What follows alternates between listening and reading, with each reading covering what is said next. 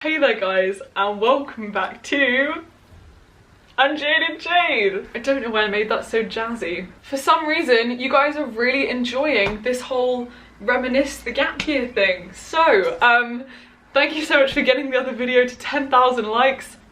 We're making it a series. Now I feel like the last video really quite literally romanticized the idea of solo travel and the incredible magic and people and experiences that you can have. Today is like slightly less magical. Still a good story, definitely less magical. But hey, you asked for it, here we are. If you don't know who I am, hi, my name is Jade. I am 20 years old, which is honestly shocking to me because I went solo traveling around Europe at 18 and it feels like yesterday. I really hope you enjoy me recounting creepy moment. Now the creepy guy that I'm going to talk about was in Rome, a lovely little hostel in Rome. So as a female solo traveller, I mainly stayed in female-only dorms. But as I was travelling, I sort of gained confidence and made a lot of male friends while travelling. I realised two things.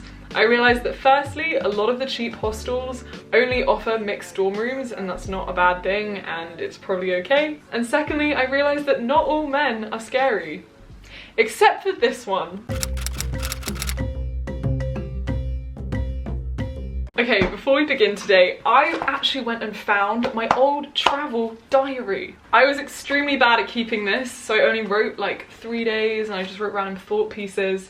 But I thought it'd be a nice tone to start on today by reading this piece that I wrote on, I think it was my first day when I got to Lille in France. I was sat on a bench in this square and the sun was shining.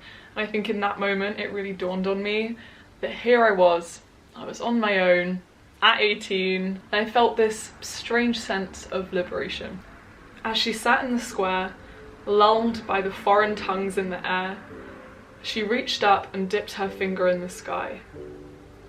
She swirled the clouds with her thoughts until the sun softened them away. She lazily tossed smiles at those whose eyes met hers. The pigeons, content with the summer city scraps, waddled at her feet, each one standing strongly alone as they dodged the tramples and clamours of travellers. She wore a watch, but did not look at it.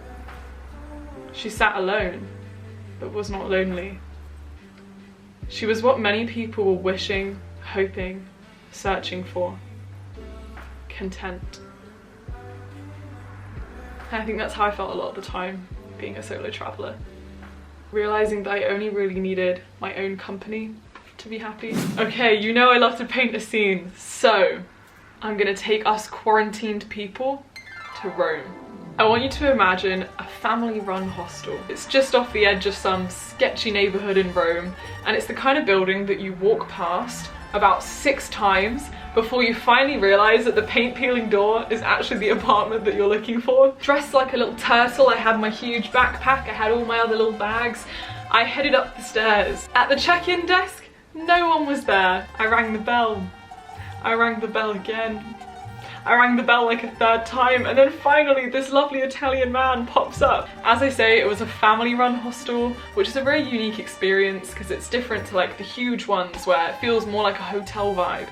This was very small, had very few rooms, and my room wasn't finished being cleaned yet, so he literally took me to his living room and was like, wait here.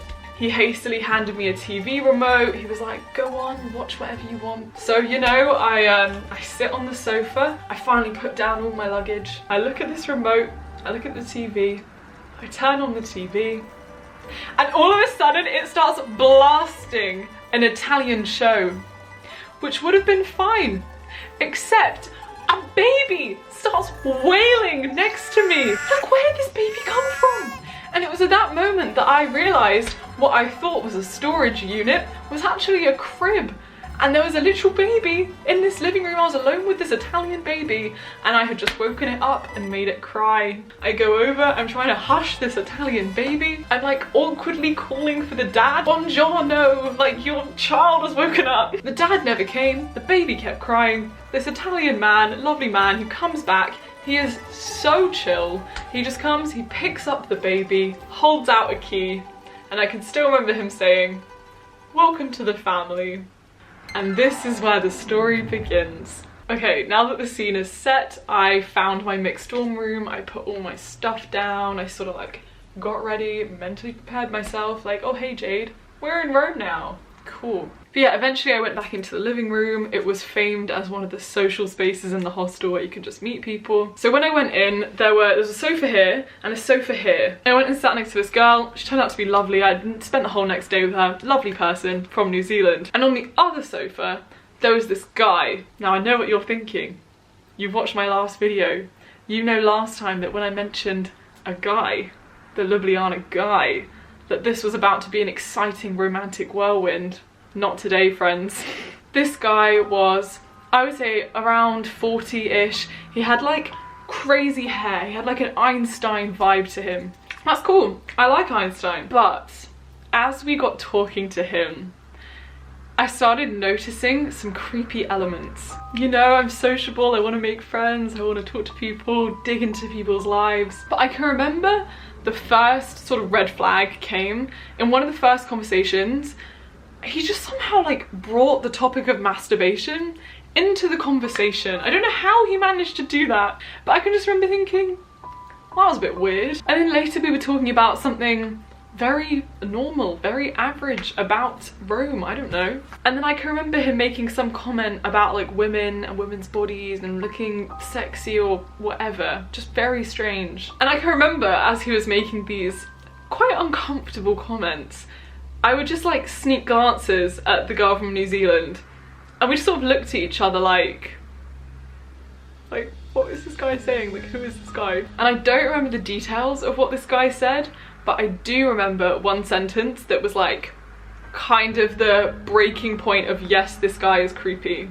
He said, "Oh, isn't it so annoying when hostels force you to change room because someone has complained that you're making them feel uncomfortable in the room when you just want to get to know someone?" Which is right, you know, that could be annoying if it was an unfounded complaint and he had to change rooms. That's fair. But like, knowing that someone felt the need to complain about him, that's the kind of thing you hear and you're like, okay, noted. So to me, this was the moment where I was like, Jade, you do not hang out with this guy. You do not let him into your circle of traveling while you're in Rome. So I remember me and the girl from New Zealand, we left, we went and did something, which actually was probably a very good bonding point for us because we became really good friends on this trip. And I just want to say that if you ever feel deeply uncomfortable in a hostel because of something that someone is doing or saying, and it's not explicit, like they haven't like touched you or anything, but they just make you feel uncomfortable, you have every right to go and tell the hostel owner how this person is making you feel.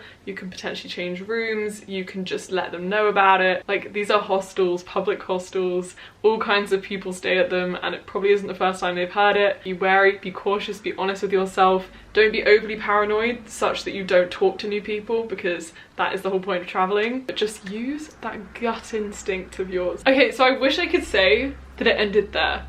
I wish I could say that, you know, I had decided I'm never gonna see this guy again, and then I didn't.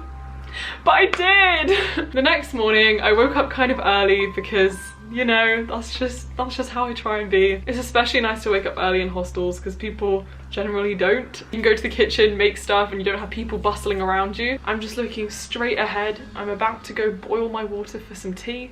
I'm walking in. And then who is on the floor? The guy! The flipping guy, not the good Ljubljana guy, not that guy, this new creepy guy. And he goes, "Good morning," like he's expecting me. I'm like, "Hi, good morning. Why are you sat on the floor? I'm leaning against the wall. Why? There's a living room, there's places. Why are you sat on the floor?" I'm just there like, ha ha ha ha, morning. So then I'm thinking to myself, oh my god, there's no way I can just stay in this kitchen when I feel uncomfortable around this man. I made it some excuse like, oh no, I need to grab my tea bags from the room, and I got out of there. I waited until my friend from New Zealand was awake, then we went to the kitchen together. I finally boiled my water, did all my stuff. Probably nothing would have happened, but in that moment, it was just my gut feeling that I would prefer not to be engaging with him like that. This is also super rare, it doesn't happen a lot. I really don't want to scare people away from traveling, but it's just good to be wary. I would say one of the main things in terms of safety as a traveler is just don't put yourself in situations where bad things could happen. Obviously they still can. If things happen, it's never your fault, but I think you can just reduce the likelihood of things happening. For example, like always going out with people that you feel like you trust, or having a contact in the city can be useful. Trying not to go out at night, just being really aware of where your hostel is, not getting too drunk, having things like a rape alarm on you, locking your belongings, using your gut feeling. Like if you feel uncomfortable around someone, either say something, have a trusted friend, talk to the person at the hostel or wherever you are. It sounds like really common sense stuff, but I just wanted to highlight that. Okay, so, and to follow that kind of like not very fun story, because it just was creepy. I've really debated telling you this because it's just really embarrassing, but I'm like, well, I've already sold my soul to the internet. You're all already my FaceTime friends, so whatever. Okay, so while I was in Rome, I thought that I might have thrush. If you don't know what that is, firstly, lucky you. Secondly, it's just like quite a common, not very pleasant thing down there, like a medical thing, and you can just get cream and it goes away in like 1 or 2 days. Just like itching. It's really annoying. So yes, I just thought I'd tell you that. But this meant I had to go to the pharmacy to get myself said cream. But I don't speak Italian, and everything in that pharmacy was in solely Italian, and everyone in this pharmacy only spoke Italian. My Italian was limited to grazie and mille, and that was it. So all of a sudden I was there looking up on Google Translate, what is the Italian word for vagina? What is the Italian word for thrush? And like always, it was honestly traumatic. I had to waddle up to the clerk and be like, vagina in Italian, and then they didn't understand what I said, which was even more painful. So I had to show them my phone and be like, this thing in Italian. This clerk, I remember, she was not very helpful. She gave me this cold stare. I'm like, what am I doing? It was tragic, honestly. I got the cream, it was all okay. But yeah, language barriers. It's always in your times of greatest need that the language barriers just screw you over. And so that was my trip to Rome. I watch my vlogs for like the actual interesting historical stuff I saw, the beautiful scenery and things I learned, all the like actual interesting travel stuff. This is just like the embarrassing, the behind the scenes, the creeps, the life lessons. I hope you enjoyed it somewhat. Let me know if you've had any creepy experiences. Please don't be discouraged to solo travel. I remember I wrote a pros and cons list before I went, and I almost convinced myself out of going traveling because I was coming up with these situations that were probably never gonna happen, and I almost discredited how like I have common sense and I will be okay and I'm a strong person. Like if things are getting uncomfortable, I'm not just gonna not notice that and just let myself, like bad things happen, you know what I mean? Like you will be fine. You will be fine, but still be wary. If you would like me to dig through my gap year stories and photos and diaries and everything to come up with another video, get this video to 10,000 likes and I will make it happen. Thank you guys so much for watching. Have an amazing day and stay safe. That's a horrible ending. Just enjoy yourself. Okay, bye.